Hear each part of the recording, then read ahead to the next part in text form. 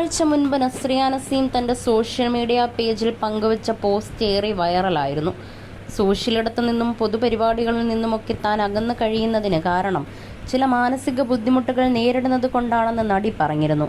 മാസങ്ങളായി അതിനോട് പോരാടുകയാണെന്നും ഇപ്പോൾ ഓക്കെയായി വരുന്നു, വൈകാതെ പഴയതിലും ഉന്മേഷത്തോടെ തിരിച്ചെത്തുമെന്നുമാണ് നസ്രിയ അന്ന് വ്യക്തമാക്കിയത്. നസ്രിയയ്ക്ക് എന്തു പറ്റിയെന്ന് ചോദിച്ചും പലരും എത്തി.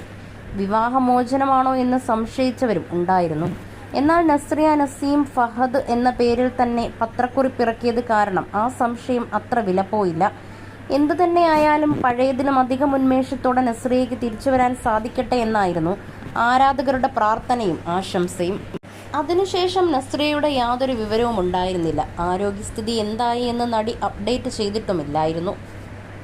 ഇപ്പോഴിതാ വീണ്ടും നസ്രിയയെ സോഷ്യൽ മീഡിയയിൽ കണ്ട സന്തോഷത്തിലാണ് ആരാധകർ. മാതൃദിനത്തോടനുബന്ധിച്ച് നസ്രിയയുടെ സഹോദരനും നടനുമായ നവീൻ നസീം ഉമ്മയ്ക്കൊപ്പമുള്ള ഒരു ഫോട്ടോ പങ്കുവച്ചിരുന്നു.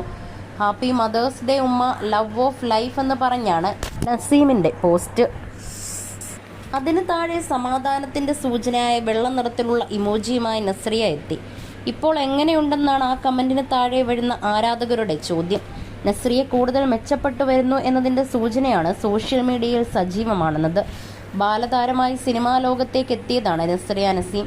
നേരം എന്ന ചിത്രത്തിലൂടെ നായികയായ താരം വളരെ പെട്ടെന്ന് തന്നെ തമിഴ് മലയാളം ഇൻഡസ്ട്രിയിൽ തൻ്റെതായ ഇടം കണ്ടെത്തി. 2014 ഫഹദ് ഫാസിലുമായുള്ള നസ്രിയയുടെ വിവാഹം. അതിനുശേഷം മലയാള സിനിമകൾ ചെയ്യുന്നതിൽ വളരെ സെലക്റ്റീവായി. അതിനൊപ്പം പ്രൊഡക്ഷൻ രംഗത്തും നസ്രിയ സജീവമായിരുന്നു.